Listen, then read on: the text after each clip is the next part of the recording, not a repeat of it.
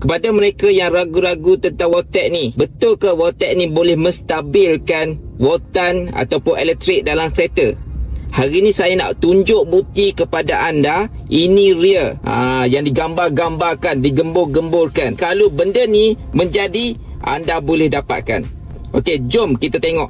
Sekarang ni saya ada satu alat ni, okey, yang double socket untuk penyala rokok ni.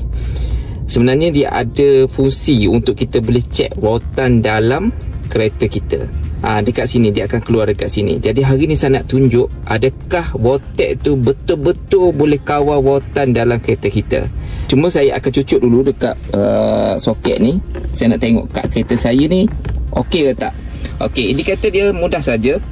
Enjin tu belum hidup, dia akan berada pada 12.2 ataupun 12.7 voltan. Volt. Jadi kalau enjin hidup normal, yang okey dalam 13.8 hingga 14.4 volt. Itu yang okey punya.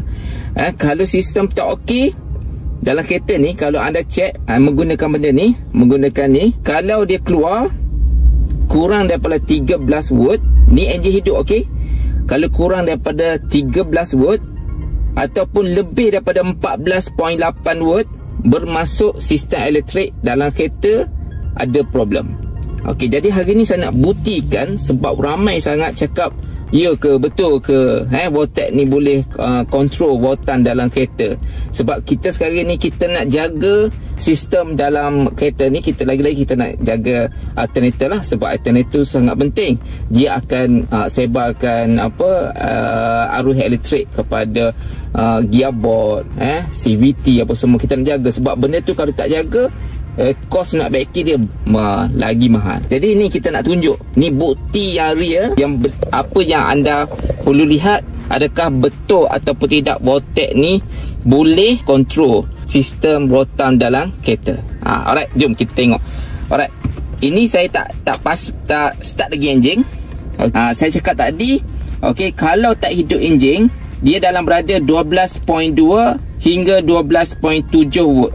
Maksudnya ini normal. Kalau dia rendah, maksudnya tak normal lah sistem elektrik anda tu. Saya start enjin yang tanpa guna Voltec. Okey, jom kita tengok bila saya start enjin. Okey, apa yang berlaku kepada enjin saya selepas saya start? Dia berada di tahap mana?